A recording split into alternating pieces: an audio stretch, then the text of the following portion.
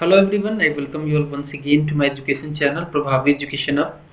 And in this video we are going to talk about the Swadeshi movement which occurred during a period of 1903 to 1908. बहुत ही important है ये chapter 10 है। बिपिन चंद्रा की book cover कर रहा हूँ मैं, बिपिन चंद्रा का इंडियाज स्ट्रगल फॉर इंडिपेंडेंस। बहुत ही important बुक है ये, मॉडर्न हिस्ट्री से रिलेटेड। ठीक है, तो इसको अच्छे से पढ़ना है हमको और अच्छे से समझना भी है। साथ में मैं आपको नोट दे दूंगा, पीडीएफ के तौर पे नोट मिल जाएगा आपको। उस नोट को लेके आपको बार बार इसको रिवाइज करते रहना है।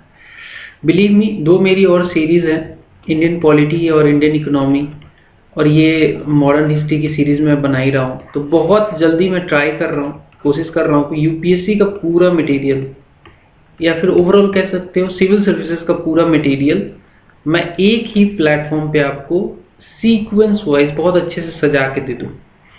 लास्ट में मैं क्या करूँगा, ये पूरी जब सारी सीरीज खत्म हो जाएगी मेरी, तो इनको मैं पर डे के हिसाब से, एक दिन में आपको कितना पढ़ना चाहिए उसको पर डे के हिसाब से ऐड करके वीडियोस को मैं पूरा कंप्लीट कोर्स इसी पे फ्री यूट्यूब चैनल पे ही आपको अपलोड कर दूंगा। ठीक है, ऑर्गेनाइज कर दूंगा सारे क्लासेस को, तो आपको कंप्लीट रिसोर्स मिल जाएगा यहाँ पे। ठीक है, चैनल पर नए हो तो सब्सक्राइब करके बेल आइकन को प्रेस जरूर कर लेना।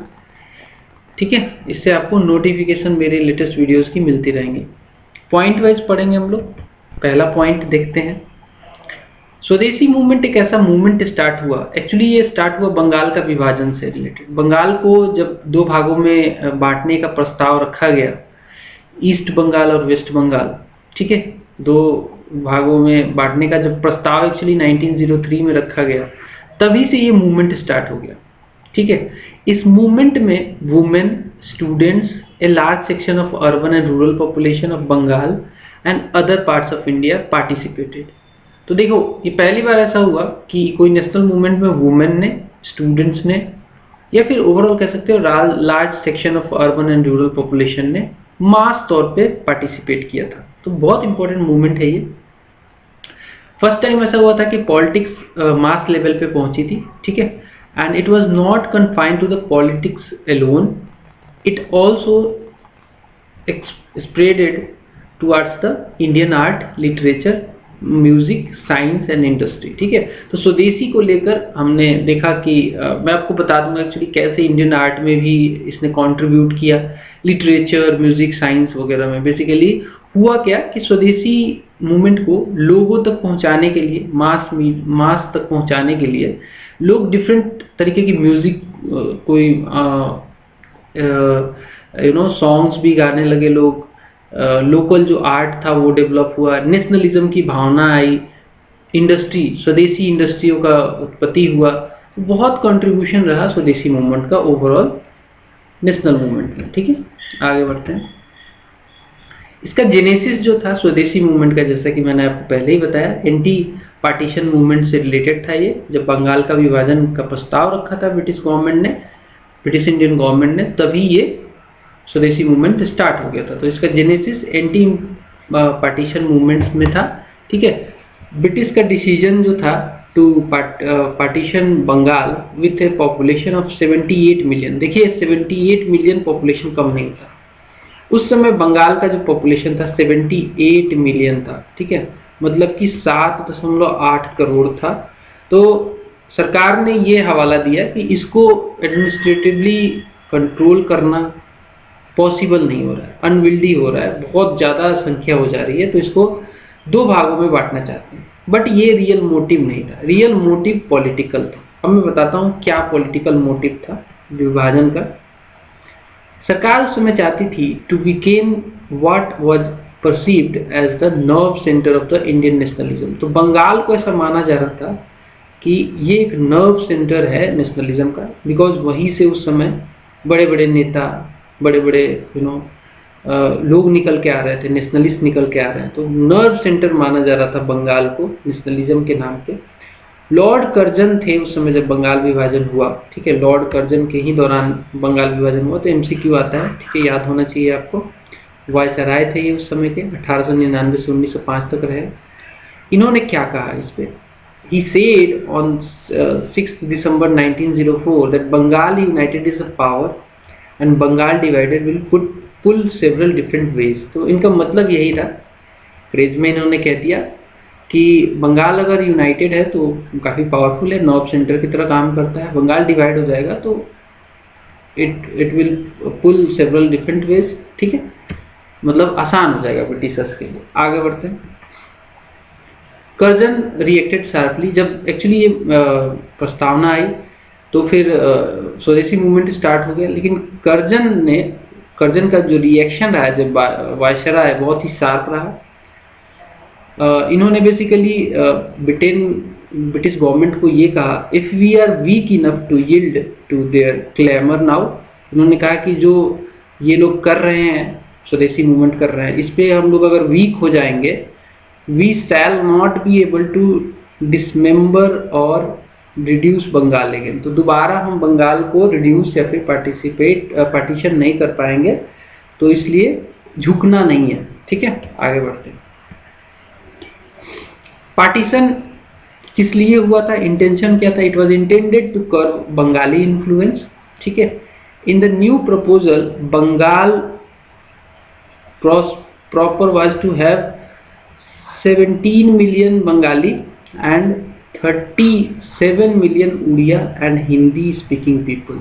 तो बेसिकली जो वेस्ट बंगाल था, वहाँ पे प्रपोजल जो था वो ऐसा बनाया गया कि यहाँ पे वेस्ट बंगाल में बंगालियों को ही माइनॉरिटी बना दिया जाए, मतलब 7 मिलियन बंगाली रहेंगे वेस्ट बंगाल में, 37 मिलियन उड़िया रहेंगे, उड़िया एंड हिंदी, ठीक है, उड़िया एंड हिंदी। तो कहीं ना कहीं बंगाल में ही बंगालियों को माइनॉरिटी बनाने की एक कोशिश थी, ठीक है। ये तो वेस्ट बंगाल की हो गई। ईस्ट बंगाल में क्या हुआ, ईस्ट बंगाल का सेंटर जो डक्का था, वो एक्चुअली लॉर्ड कर्जन ने कहा कि Dacca could become the capital of new Muslim majority province, ठीक है। ये लॉर्ड कर्जन के शब्दों में कहा गया था। ये लुभाने की कोशिश कर रहे थे एक्चुअली मुस्लिमों को। यहाँ पे काफ़ी जो मुस्लिम हिंदू कार्ड है ब्रिटिशर्स ने प्ले किया, और इनफैक्ट इसका बहुत सारा फायदा भी लिया उन्होंने। तो इन्होंने कहा कि ईस्ट बंगाल में 8 मिलियन मुस्लिम होंगे, 12 मिलियन हिंदू होंगे, which would invest the Mohammedans in Eastern Bengal। Lord Minto ने भी कर्जन जो कर्जन के सक्सेसर थे, उन्होंने भी कहा कि ये एक अच्छी पॉलिटिकल स्ट्रेटेजी है। इसी के एवज में, इन्हीं सब इंटेंशंस के खिलाफ एंटी पार्टीशन स्वदेशी मूवमेंट स्टार्ट हो गया, ठीक है। आगे बढ़ते हैं। अब देखिए, दिसंबर 1903 में ये प्रपोजल आया था पहली बार, ठीक है। उसके आने के तुरंत ही बाद पब्लिक को पता जब चला, पब्लिकली नोन हुआ ये फर्स्ट टाइम, तो 2 महीने के अंदर में ही बहुत ही वाइड स्प्रेड मूवमेंट शुरू हो गया। 500 से ज़्यादा प्रोटेस्ट मीटिंग हुए 2 महीने के अंदर ही, बंगाल में एलोन, ईस्ट बंगाल में, स्पेशली डक्का वगैरह में, माइमेन सिंह, चिटागोंग, ये सब जो एरिया था, यहाँ पे लगभग 500 से भी ज़्यादा प्रोटेस्ट हुए। 50,000 कॉपीज ऑफ पैम्फलेट, जिसमें क्रिटिक्स किया गया था पार्टीशन के प्रपोजल को, ये बांटा गया 50,000 से ज़्यादा। तो वाइड स्प्रेड मूवमेंट रहा ये। सुरेंद्रनाथ बनर्जिया, कृष्ण कुमार मित्रा, पृथ्वी शॉ Chandra Ray and other leaders launched a powerful press campaign through Bengali, हिताबदी एंड संजीवनी। तो बंगाली के जो एडिटर थे वो सुरेंद्रनाथ बनर्जिया थे, हिताबदी के कृष्ण कुमार मित्रा एंड पृथ्वी शॉ चंद्र राय थे संजीवनी के। ये लोगों ने बेसिकली अपने न्यूज़पेपर के द्वारा इसका क्रिटिसाइज करना शुरू किया। ये जो पार्टीशन था इसके एंटी में इन्होंने लिखना शुरू किया, तो मूवमेंट को और हवा दिया इन्होंने। वास्ट प्रोटेस्ट मीटिंग भी शुरू हो गई।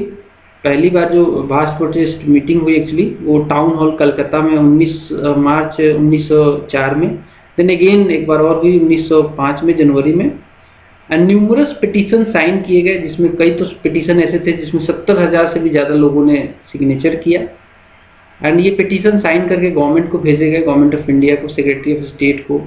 इनफैक्ट बिग जमींदार जो थे वो हिथर्टो, जो एक्चुअली लॉयल हुआ करते थे राज सिस्टम के, ब्रिटिश राज सिस्टम के, वो लोगों ने भी ज्वाइन कर लिया कांग्रेस लीडर्स को इस मूवमेंट को सपोर्ट करने के लिए। तो जमींदार भी कहीं ना कहीं इस मूवमेंट के सपोर्ट में आ गए, जो पहले कभी सपोर्ट नहीं किया करते थे मूवमेंट को, वो लोग भी अब सपोर्ट में आ गए थे। ठीक है, आगे बढ़ेंगे। दिस वाज द फेज जो कि 1903 से लेकर मिड 1905 का था। ठीक है, when moderate techniques of petitions, memoranda, speeches, public meetings and press campaigns held full स्वे। देखिए एक्चुअली 1907 में, थोड़ा सा बैकग्राउंड बता देता हूँ, सूरत अधिवेशन हुआ जिसमें कांग्रेस डिवाइड हो गई, दो भागों में बट गई, मॉडरेट्स और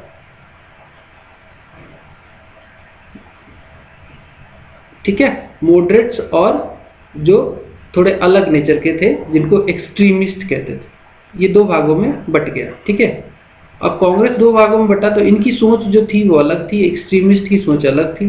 ठीक है, ये मॉडरेट क्या है, अपना एजेंडा जो टेक्निक यूज करते थे, petition, memoranda, speeches, public meeting, press campaign वगैरह करते थे। एक्सट्रीमिस्ट थोड़े हार्ड होते थे, मतलब ये लोग क्या है, गर्म दल के होते थे। ये लोग कई बार रूल तोड़ना, ये सब करने की कोशिश करते थे। कई बार ये लोग वायलेंट भी हो जाते थे।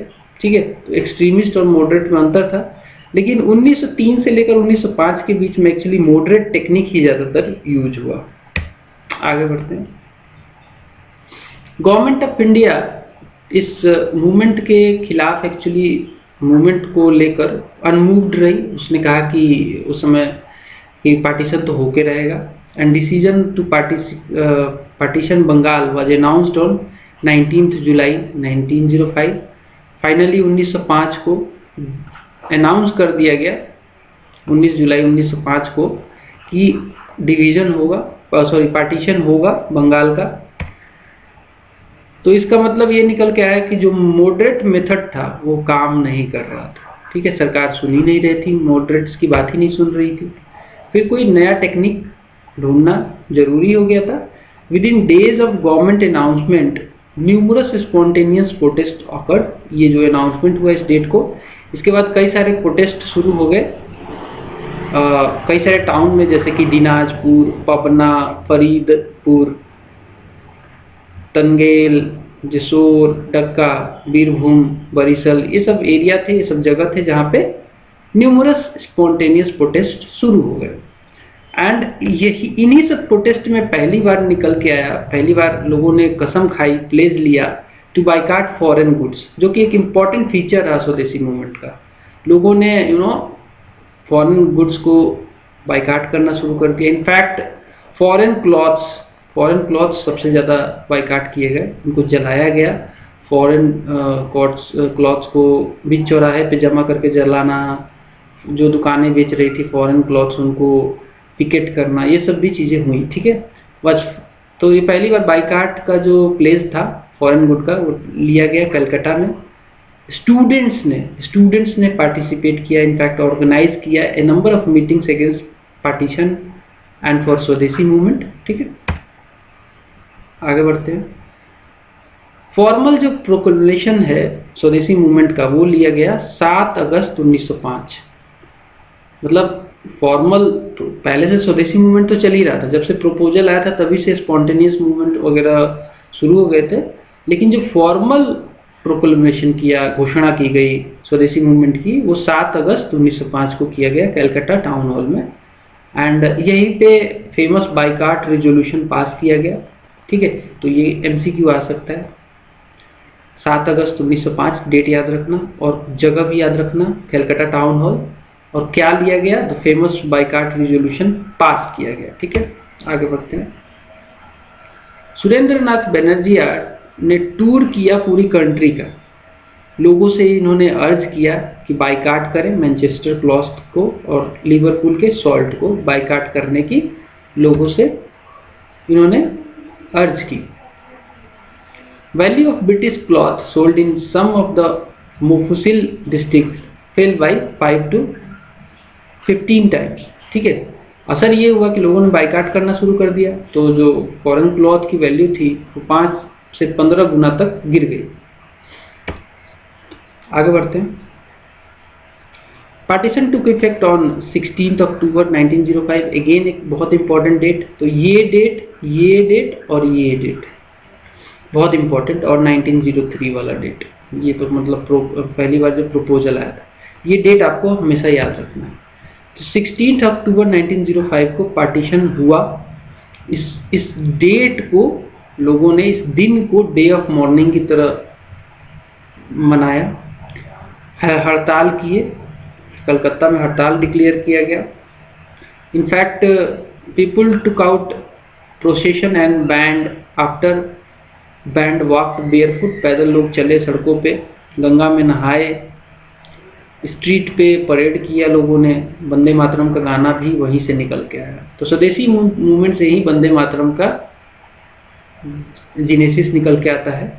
Vande Mataram first time use हुआ था स्वदेशी मूवमेंट में, ठीक है। उसके बाद तो कई सारे मूवमेंट में ये यूज हुआ। वंदे मातरम याद रखना, स्वदेशी मूवमेंट, ठीक है। आगे बढ़ते हैं। लोगों ने एक दूसरे को राखी बांधी, एक सिंबल की तरह कि भाई हम लोग यूनाइटेड हैं, ठीक है। दो हाफ ऑफ बंगाल के जो हैं वो हम लोग राखी बांध के एक दूसरे को टाई करके कि भाई हम लोग यूनाइटेड हैं। तो बस आप राखी का मतलब अभी के संदर्भ में यही समझते हो कि बहन ने भाई को बांध दिया तो वही राखी होता है, नहीं। ये राखी एक्चुअली पहले भी यूज हुआ है और ये बेसिकली यूनिटी को दिखाता है। Next, Anand Mohan Bose and Surendranath Banerjea address 2 huge mass meeting. इसी दिन को, इसी जो ये दिन है, इसी दिन को आनंद मोहन बोस और सुरेंद्रनाथ बनर्जिया ने 2 ह्यूज मास मीटिंग को एड्रेस किया, जिसमें 50,000 से 75,000 तक लोगों ने पार्टिसिपेट किया था। एंड देखते ही देखते विद इन नो टाइम 50,000 से ज़्यादा रुपये का फंड रेज कर दिया गया मूवमेंट के लिए। आगे बढ़ते हैं। Message of swadeshi and boycott of foreign good soon spread to the rest of the country. इसको फैलाने में बड़े बड़े लीडर्स जो थे, लोकमान्य तिलक ने इसको पूना एंड बॉम्बे तक फैलाया। अजीत सिंह और लाला लाजपत राय ने पंजाब और कुछ other part of northern India में फैलाया। सैयद हैदर रजा ने इसको दिल्ली में फैलाया। तो ये सब लोगों का नाम याद रखना जगह के साथ, ये भी क्वेश्चन आता है, स्पेशली जो इनमें से अनएक्सपेक्टेड आ जाते हैं ना। सैयद हैदर रजा, इन्होंने दिल्ली में स्वदेशी मूवमेंट के मैसेज को फैलाया था, ये याद रखना। ये सब क्वेश्चन बहुत इंपॉर्टेंट हो जाते हैं। रावलपिंडी, कांगड़ा, जम्मू, मुल्तान, हरिद्वार में भी एक्टिव पार्टिसिपेशन देखा गया। हाँ, चिदम्बरम पिल्लई मद्रास प्रेसिडेंसी में इन्होंने फैलाया स्वदेशी मूवमेंट को, which was also galvanised by Bipin Chandra Pal extensive lecture too. तो बिपिन चंद्र पाल जो कि गरम दल के नेता थे, लाल बाल पाल में से एक थे, तो इन्होंने बेसिकली टूर किया था मद्रास प्रेसिडेंसी में, और इनके टूर की वजह से भी स्वदेशी मूवमेंट और फैला वहाँ पे। आगे बढ़ते हैं। बनारस सेशन हुआ 1905 में, जिसमें कांग्रेस ने इस मूवमेंट को राजनीतिक रंग दिया। कांग्रेस ने एक्सेप्ट किया इस मूवमेंट को। इस सेशन को बेसिकली प्रिजाइड किया था गोपाल कृष्ण गोखले ने। कांग्रेस ने सपोर्ट किया इस मूवमेंट को। The militant nationalist led by Tilak, Bipin Chandra Pal and Lala Lajpat Rai. तो लाल बाल पाल, बाल गंगाधर तिलक, लाला लाजपत राय और बिपिन चंद्र पाल, ये लोग मिलिटेंट नेशनलिस्ट थे। और अरबिंदो घोष भी इन्हीं में से एक थे। Way are just swadeshi boycott to a full fledge political mass struggle, the aim was now swaraj. तो बेसिकली जो मिलिटेंट नेशनलिस्ट थे उन्होंने कहा कि ओनली स्वदेशी मूवमेंट से काम नहीं चलेगा, बाइकाट मूवमेंट से काम नहीं चलेगा, इसी मूवमेंट को हम लोग पॉलिटिकल मास स्ट्रगल पे लेके आते हैं और स्वराज की मांग करते थे। फर्स्ट टाइम स्वराज की मांग यहीं पे जनरेट हो गई थी, ठीक है। आगे बढ़ते हैं। The moderates by and large were not as yet willing to go that far. तो ये तो खैर एक्सट्रीमिस्ट लोग थे, इन्होंने डिमांड किया कि भाई इसको नेशनल लेवल पे लाना चाहिए, मास स्ट्रगल पे लाना चाहिए, और इसी चोट पे इंडिया को आज़ाद करने की भी सोच इन्होंने रखी थी। लेकिन जो मॉडरेट थे, मैंने बताया था आपको शुरू में ही मॉडरेट और एक्सट्रीमिस्ट के बारे में। तो मॉडरेट जो थे वो एक्चुअली पब्लिक गैदरिंग करते थे, स्पीचेस देते थे, सरकार के अगेंस्ट वैसे नहीं जाते थे, रूल नहीं तोड़ते थे, तो मॉडरेट एक्चुअली इस एक्सटेंट पर तक जाना, मतलब जो ये एक्सट्रीमिस्ट चाहते थे वहां तक जाने के लिए राजी नहीं थे। आगे बढ़ते हैं, इसी वजह से विभाजन हो गया। 1906 में एक्चुअली कलकत्ता सेशन हुआ, प्रिसाइड किया जिसको दादा भाई नौरोजी ने। ये भी क्वेश्चन आता है, दादा भाई नौरोजी ने किस सेशन को किस ईयर में प्रिसाइड किया था? तो 1906 कलकत्ता सेशन है वो। एंड यहाँ पे दादा भाई नौरोजी ने एक्चुअली सेल्फ गवर्नमेंट की बात की कि भारत को स्वराज या फिर सेल्फ गवर्नमेंट मिलना चाहिए, जो कि कैनेडियन या फिर ऑस्ट्रेलियन जो कॉलोनीज हैं उनको जो मिली है, उसी हिसाब से हमें भी वही सेल्फ गवर्नमेंट का राइट मिलना चाहिए, पावर मिलना चाहिए। डिफरेंस जनरेट हो गया दोनों के बीच में, मॉडरेट और एक्सट्रीमिस्ट के बीच में, regarding the pace and technique of struggle to be adopted. 1907 में जिसके कारण सूरत अधिवेशन हुआ था, सूरत सेशन जो हुआ था कांग्रेस का, वहाँ पे पार्टी का स्प्लिट हो गया मॉडरेट और एक्सट्रीमिस्ट में, जिसकी वजह से स्वदेशी मूवमेंट को बहुत गंदा वाला धक्का लगा। मतलब ये और भी अच्छा होता अगर डिवीजन नहीं होता, लेकिन डिवीजन की वजह से स्वदेशी मूवमेंट को थोड़ा सा झटका लगा। आगे बढ़ेंगे।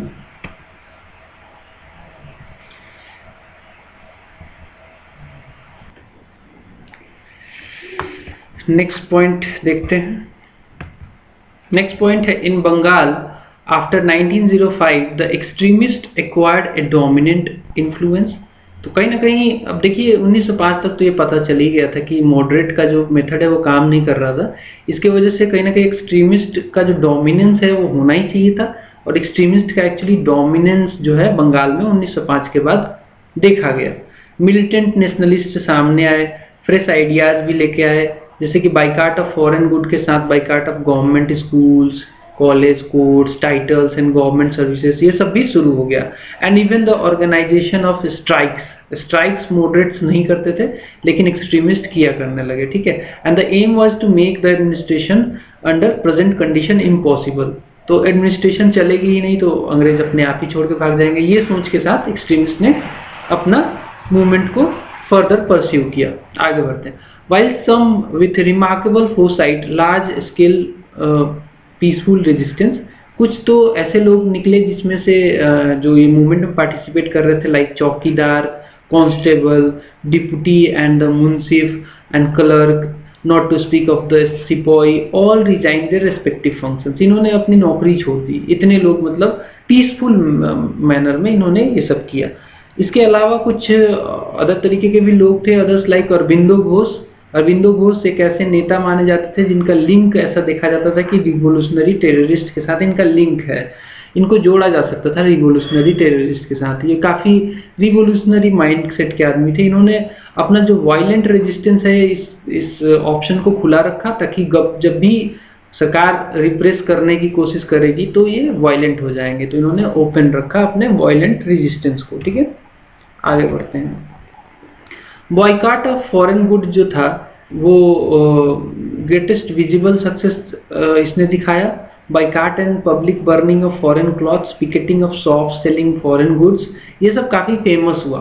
मतलब फॉरेन गुड्स को लोगों ने छोड़ने की कोशिश की और इनफैक्ट सक्सेसफुल भी रहे। Womens refuse to wear foreign bangles and use foreign utensils. आगे बढ़ते हैं। Numerous meetings and processions organised at the district level, taluk level, village level, in cities and towns also. तो ये जो मतलब ऐसा लिमिटेड नहीं रहा कि ओनली डिस्ट्रिक्ट में ही है, विलेज तक पहुंचा, तालुक तक पहुंचा, सिटी, टाउन सब कुछ कवर हुआ इस मूवमेंट में। कॉर्प्स ऑफ वॉलंटियर्स एक यूनिक फीचर निकल के आता है स्वदेशी मूवमेंट का। इनफैक्ट क्वेश्चन भी आता है प्रीलिम्स में, मेंस में भी लिखने को आता है। कॉर्प्स ऑफ वॉलंटियर्स या फिर जिनको समिटीज बोलते हैं, ये भी ऑर्गेनाइज होने लगे स्पेशली बंगाल में। Where another major form of mass mobilisation, जैसे कि Swadesh Bandhab Samiti set up by Ashwini Kumar Dutt, a school teacher in Barisal. तो ये क्वेश्चन यहाँ पे क्लियर कट मैं बता रहा हूँ कि याद कर लो, कभी भी आपके एग्जाम में आ सकता है। स्वदेश बंधव समिति क्या थी? कॉर्प्स ऑफ वॉलंटियर थी। सबसे पहला तो क्वेश्चन ये आ सकता है कि कॉर्प्स ऑफ वॉलंटियर किस मूवमेंट का एक यूनिक फीचर रहा? तो ये स्वदेशी मूवमेंट का एक यूनिक फीचर रहा। इसमें भी स्पेसिफिक घुस के कोई क्वेश्चन पूछे तो आ सकता है कि स्वदेश बंधव समिति किसके द्वारा सेटअप की गई थी? तो अश्विनी कुमार दत्त, जो कि एक स्कूल टीचर थे, बरिसल में इसको सेटअप किया गया था। आगे बढ़ते हैं। ये समिति ने क्या किया? इस समिति ने बेसिकली स्वदेशी मैसेज को विलेज तक पहुंचाया। मैजिक लालटेन लेक्चर्स हुए, ठीक है, लालटेन जला के लेक्चर दिया इस समिति ने, लोगों का मतलब गांव घूम के, घर घर जाके मास को ब्रीफ करने की कोशिश की। स्वदेशी सॉन्ग्स गाए इन्होंने, gave physical and moral training to the members, did social work also during famine and epidemics, they also organised schools training in swadeshi craft. तो बहुत कुछ किया इन्होंने। बाई अगस्त 1906 द बरिसल समिति, इसी को बरिसल समिति भी कहते हैं, स्वदेश बंधव समिति को, reportedly settled 523 disputes through 89 arbitration committees. तो इन्होंने जो लोगों के बीच में डिस्प्यूट हुआ करता था उसको सॉल्व करने का भी काम किया, अपनी कमिटी बनाई और ऐसे कुछ 523 डिस्प्यूट को भी सॉल्व किया इन्होंने। ब्रिटिश ऑफिशियलडम कहीं ना कहीं जो था वो अलार्म हो गया कि कहीं ये मतलब इनका फेमस जो फेम इनका जो गेन कर रहे थे, ये लोग गांव तक पहुंच रहे थे, तो ब्रिटिशर्स आहत हुए। ऑफिशियलडम को काफी झटका लगा कि यार ऐसे तो ऑल्टरनेटिव गवर्नमेंट ना कहीं शुरू हो जाए, ठीक है, अलार्म हो गए वो लोग। नेक्स्ट, जो स्वदेशी मूवमेंट था उसमें creative use of traditional popular festivals and melas को भी एक इम्पॉर्टेंट फीचर माना जाता है। जो मास मूवमेंट हुआ ये, इसमें जो स्वदेशी का मैसेज था वो पहुंचाने के लिए जरिए की जरूरत थी। फेस्टिवल्स में लोग ज़्यादा पार्टिसिपेट करते, मेला में ज़्यादा लोग जाते हैं, तो वहाँ पे ये भाषण ऑर्गेनाइज किए जाते थे, वहाँ पे लोगों को ब्रीफ किया जाता था इसके बारे में, स्वदेशी कॉज के बारे में बताया जाता था। एग्जाम्पल के तौर पे गणपति एंड है, ठीक है, एंड शिवाजी फेस्टिवल काफ़ी फेमस रहा, पॉपुलराइज किया गया तिलक के द्वारा। बाल गंगाधर तिलक ने महाराष्ट्र में इन दोनों फेस्टिवल को यूज करते हुए स्वदेशी का जो मैसेज था लोगों तक पहुंचाया। Traditional folk theatre forms such as jatras के द्वारा भी लोगों को डिसेमिनेट किया गया swadeshi message in an intelligible form to vast section of the people. अब जतराज क्या होता था? जतराज को एक्चुअली फोल्क थिएटर भी बोलते हैं। इसमें क्या है कि लोग थिएटर करते हैं, थिएटर करके मैसेज देने की कोशिश करते हैं स्वदेशी क्या होता है क्या नहीं, ये किया गया था इसमें, ठीक है। आगे बढ़ते, ये भी क्वेश्चन आता है जतराज क्या है? जतराज एक थिएटर था, ट्रेडिशनल फोल्क थिएटर।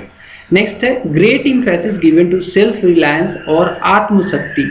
अब सेल्फ रिलायंस, आत्मशक्ति एक बहुत ही यूनिक फीचर था इस मूवमेंट का, जिसमें रीअसर्टेन किया गया था नेशनल डिग्निटी को, ऑनर को, कॉन्फिडेंस को। इसमें कहा गया कि हमारे देश में वो सारी ताकतें हैं जो हमें सुपीरियर बना सकती है। हमें ऐसा नहीं है कि ब्रिटेन वाले चाहे तो हमें मॉडर्नाइज करें, चाहे तो ना करें, ऐसा नहीं है। हम चाहे तो खुद भी मॉडर्नाइज हो सकते हैं। हमारी नेशनल डिग्निटी अलग है, इसको रीअसर्टेन करने की जरूरत है।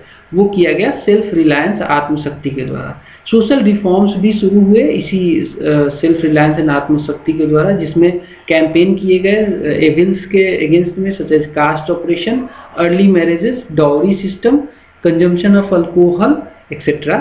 Taking a cue from Tagore Shanti Niketan, the Bengal national college was founded. तो देखिए, बंगाल नेशनल कॉलेज जो कि एक स्वदेशी कॉलेज की तरह फाउंड किया गया, इसके लिए क्यू कहाँ से लिया गया था? टैगोर शांति निकेतन से। टैगोर साहब की शांति निकेतन चलती थी पहले, उसी को सांकेतिक रूप से मान के बंगाल नेशनल कॉलेज की स्थापना की गई और इसका जो प्रिंसिपल बनाया गया वो अरविंदो को बनाया गया।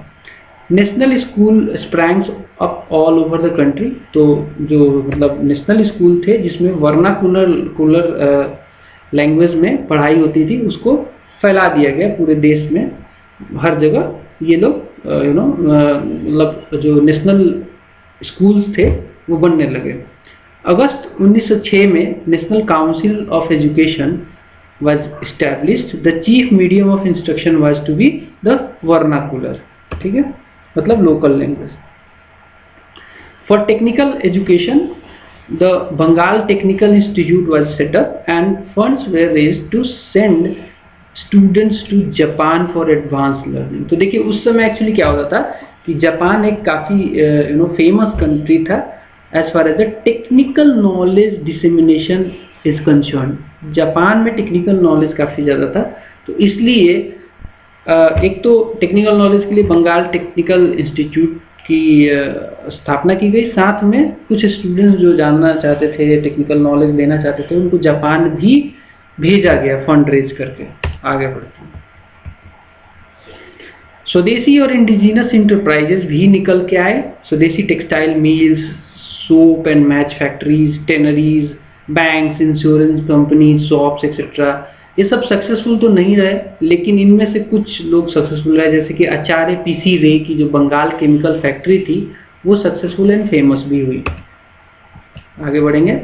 रविंद्रनाथ टैगोर का जो अमर सोनल बंगला था, ये आर्ट एंड कल्चर की बात करेंगे हम लोग, सॉन्ग्स की बात करेंगे कैसे स्वदेशी मूवमेंट में सॉन्ग्स भी निकल के आए। अमर सोनार बंगला नेशनल एंथम की तरह यूज किया जाता है आज के डेट में बांग्लादेश में। इसको अडॉप्ट किया गया 1971 में बांग्लादेश के द्वारा। इनका बांग्लादेश का ये नेशनल एंथम है, अमर सोनार बांग्ला। ये यूज किया गया था स्वदेशी मूवमेंट में ही, ठीक है। एंड ठाकुर मार झूली, ये ग्रैंड मदर्स टेल कहते हैं। एक्चुअली ये बंगाली में है और ये आज भी फेमस है बंगाल में काफी ज्यादा। It is written by the Dakshina Niranjan मित्र मजुमदार। ये भी क्वेश्चन आ सकता है। आर्ट की बात करें तो अवनींद्रनाथ टैगोर और नंदलाल बोस का काफी फेमस नाम आता है। इन्होंने बेसिकली इंडियन आर्ट को आगे लेकर आने की कोशिश की। जो ब्रिटिशर्स का आर्ट था उसको नेग्लेक्ट करने की बात कही गई, और जो इंडियन आर्ट है उसको कहीं ना कहीं आगे लाने में इन्होंने काफी बड़ा योगदान दिया। साइंस की बात करें तो जगदीश चंद्र बोस और प्रफुल्ल चंद्र राय, इनका बड़ा इंपॉर्टेंट योगदान रहा इस दौरान में। इनकी स्टडीज बहुत आगे तक गई। आगे बढ़ेंगे। Even if the movement was able to mobilize the peasantry only in limited area, actually इस मूवमेंट में, स्वदेशी मूवमेंट में जो पीजेंट्री का पार्टिसिपेशन था वो लिमिटेड एरिया तक ही था, जैसे कि बंगाल में, और बाकी हर जगह पीजेंट्री ने पार्टिसिपेट नहीं किया। एंड इनफैक्ट पीजेंट्री का पार्टिसिपेशन भी कम ही रहा। तो यही पे मतलब मैं ये पॉइंट के द्वारा समझाना चाहता हूँ कि हालांकि पीजेंट्री का पार्टिसिपेशन कम था, लेकिन इसको आप कम नहीं आंक सकते एज ए नेशनल मूवमेंट। ऐसे आप नहीं देख सकते कि पीजेंट्री ने नहीं पार्टिसिपेट किया फिर कम पार्टिसिपेट किया तो अच्छा नहीं है। कुछ ने तो किया ही ना। Large section of peasants through meetings jatra through meetings jatras constructive work and so on were exposed to the first time to the modern nationalist ideas and politics. तो एटलीस्ट जो लार्ज सेक्शन ऑफ पीजेंट थे उनको कम से कम मतलब first time modern जो techniques थी, मॉडर्न नेशनलिस्ट आइडियाज पॉलिटिक्स के बारे में पता चला एटलीस्ट। नहीं तो इससे पहले इनको पता ही नहीं था, ये सब बातें भी होती हैं। इसके बाद भी पीजेंट मूवमेंट्स कई सारे हुए एंड इनफैक्ट कई सारे मूवमेंट हुए, तो वहाँ पे भी पीजेंट्स की पार्टिसिपेशन जो थी उस लेवल की नहीं हुआ करती थी। तो यहाँ पे स्वदेशी मूवमेंट में आप ऐसा नहीं बोल सकते कि पीजेंट्स की पार्टिसिपेशन कम थी तो ये सक्सेसफुल नहीं रहा, ठीक है। आगे बढ़ेंगे। मेन ड्रॉबैक इस मूवमेंट का ये था कि जो एक्चुअली सपोर्ट आना चाहिए था मास मुस्लिम का, वो नहीं मिल पाया। स्पेसिफिकली बात करें मुस्लिम पीजेंट्री का तो वो और भी कम रहा। इसके पीछे रीजन दिया जा सकता है ब्रिटिशर्स की policy of consciously attempting to use communalism, ठीक है। द ऑल इंडिया मुस्लिम लीग इसी दौरान ही फॉर्म हुआ है। ऑल इंडिया मुस्लिम लीग 1906 में फॉर्म हुआ था, ठीक है। मुस्लिम लीग की स्थापना हुई थी, तो ये पीरियड भी इसी पीरियड के बीच में आता है। ये साल 1903 और 1908 के बीच में ही आता है। तो कहीं ना कहीं कॉम्युनलिज्म ग्रो कर रहा था उस समय। एंड ये सेटअप इसका एक्चुअली हुआ था with the active guidance and support of the government. सरकार के सपोर्ट से ही हुआ था। एक्चुअली सरकार चाहती थी कि हिंदू मुस्लिम वाला कॉम्युनलिज्म लाके डिवाइड एंड रूल करें। इन बंगाल इनफैक्ट नवाब एक थे सलीमुल्ला ढाका के, या फिर डक्का कह सकते हो। वो सेंटर ऑफ अपोजिशन की तरह स्वदेशी मूवमेंट के सेंटर ऑफ अपोजिशन की तरह काम कर रहे थे। वो उनका मेन काम यही था कि स्वदेशी मूवमेंट को क्रिटिसाइज किया जाए, उसको अपोज किया जाए। कम्युनल राइट्स भी ब्रोक आउट हुए बंगाल में। इसमें बहुत बड़ा योगदान मुल्लाज मौलवीज वगैरह का रहा, ठीक है। एक्चुअली हुआ क्या कि जो यूज कर रहे थे traditional popular customs, festivals, institutions for mobilising mass, उसको एक्चुअली गलत तरीके से इंटरप्रेट किया गया, मिस इंटरप्रेट किया गया। अब मान लीजिए कि हिंदू फेस्टिवल है, उसमें लोगों को गैदर करने की कोशिश की जा रही है, तो मुस्लिमों को सरकार के द्वारा या फिर ऐसे मैसेज दिलाया गया कि ये तो भाई हिंदू ऑर्गेनाइजेशन हो रहा है, कम्युनलिज्म है ये, ऐसे मतलब पॉपुलर कस्टम फेस्टिवल इंस्टीट्यूशंस को गलत तरीके से प्रेजेंट किया गया मुस्लिमों को, और इनफैक्ट मुस्लिम वाले उनको फिर मतलब हिंदू मुस्लिम की भावना वहाँ पे जगा दी गई, और इसका सपोर्ट स्टेट का मिला। ठीक है, तो ये इससे क्या हुआ कि कम्युनल राइट्स वगैरह भी बंगाल में हुए। By mid 1908 revolutionary potential of movement came down with heavy hand. तो देखिए एक्चुअली 1905 के बाद रिवॉल्यूशनरी मूवमेंट टाइप का ये शुरू हो गया था। 1908 के मिड में सरकार ने इसको बहुत बुरी तरीके से रिप्रेस करने की शुरुआत कर दी। Repression took the form of controls and ban on public meetings, processions and press. Students को जो पार्टिसिपेट कर रहे थे इस मूवमेंट में एक्सपेल कर दिया गया, उनको गवर्नमेंट सर्विस से डिबेयर कर दिया गया, उन पे फाइन लगा दिया गया, समटाइम उनको पीटा भी गया पुलिस के द्वारा। सेकेंड जो रीजन रहा स्वदेशी मूवमेंट डिक्लाइन होने का, इंटरनल स्क्वेबल्स कह सकते हो आप, एंड स्पेशली स्प्लिट हो गया जो 1907 में सूरत अधिवेशन में। कांग्रेस जो थी नरम दल और गरम दल में जो बट गई, उससे भी कहीं ना कहीं मूवमेंट को आहत मिला और वीकेन हो गया movement. Spread outside Bengal, Bengal के आउटसाइड, बंगाल में एक्चुअली नर्व सेंटर था ये मूवमेंट का, लेकिन रेस्ट ऑफ द कंट्री जो था वो पूरी तरीके से प्रिपेयर्ड नहीं था। 1907 और 1908 के बीच में 9 major leaders like Ashwini Kumar Dutt, Krishna Kumar Mitra, ये सबको डिपोर्ट कर दिया गया। तिलक को 6 साल की सजा दी गई। इसके अलावा भी और भी बड़े बड़े नेता जैसे कि अजीत सिंह, लाला लाजपत राय पंजाब के, ये लोगों को भी डिपोर्ट कर दिया गया। चिदम्बरम पिल्लई जो कि मद्रास के थे, इनको भी कहीं ना कहीं अरेस्ट कर लिया गया। हरी सर्वोत्तम राव, ये भी मद्रास के थे, इनको ये बेसिकली आंध्रा के थे, इनको भी अरेस्ट कर लिया गया। बिपिन चंद्र पाल, अरविंदो घोष, इन दोनों ने एक्टिव पॉलिटिक्स से रिजाइन कर दिया, आउट चले गए। ये इसमें मतलब कोई रिप्रेशन सरकार के रिप्रेसिव मेथड का कोई रोल नहीं है। इन्होंने खुद की मर्जी से इन्होंने पॉलिटिक्स से रिटायरमेंट ले लिया था। इसके वजह से क्या है, पूरा जो मूवमेंट था वो लीडरलेस हो गया। लीडरलेस मूवमेंट कब तक चलेगा, इसलिए डिक्लाइन हो गया। नेक्स्ट थर्ड जो रीजन रहा, it lacked an effective organisation and party structure. ठीक है, पार्टी स्ट्रक्चर नहीं था, जो कि बाद में देखा गया। बाद में क्या था कि इफेक्टिव ऑर्गेनाइजेशन भी देखा गया बाद के मूवमेंट्स की बात करूँ तो, जो गांधी के समय हुई, लेकिन इसमें कहीं ना कहीं ऑर्गेनाइजेशन ठीक ठाक नहीं था, पार्टी स्ट्रक्चर भी ठीक ठाक नहीं था। लास्टली जो मूवमेंट था वो डिक्लाइन होने का रीजन एक ये भी है कि मास मूवमेंट कब तक चलेगा, वो इंडलेसली मास मूवमेंट नहीं करा सकते ना, मास तो कुछ दिन बाद छोड़ ही देगी मूवमेंट को। आगे बढ़ते हैं। The rise of revolutionary terrorism इस दौरान देखा गया 1908 में ही। इंडिविजुअल हीरोइज्म देखा गया। Movement made a major contribution, ये जो मूवमेंट रहा स्वदेशी मूवमेंट, इसने मेजर कंट्रीब्यूशन दिया। अब ये जो revolutionary terrorism, Indian individual heroism, इसके बारे में हम बाद में बात करेंगे, अगले चैप्टर्स में मिल जाएगा आपको। तो ओवरऑल इस मूवमेंट की बात करें, स्वदेशी मूवमेंट की, तो इसने मेजर कंट्रीब्यूशन दिया, जैसे कि नेशनलिज्म की भावना लोगों में जगाई, एंड जो इंपीरियल हेजेमोनी थी उसको फर्दर इरोड किया इसने, एंड नई मेथड, नई टेक्निक ऑफ मास मोबिलाइजेशन भी इस मूवमेंट ने ही हमें सिखाया। तो ओवरऑल इस मूवमेंट का काफ़ी बड़ा योगदान था, और इस मूवमेंट ने ओवरऑल जो नेशनल मूवमेंट है उसमें बहुत बड़ा रोल प्ले किया है। So that's all from this video. मैं उम्मीद करता हूँ कि आपको ये वीडियो पसंद आया तो लाइक और शेयर जरूर करना, सब्सक्राइब करो चैनल को। मिलते हैं अगले वीडियो में। नमस्कार।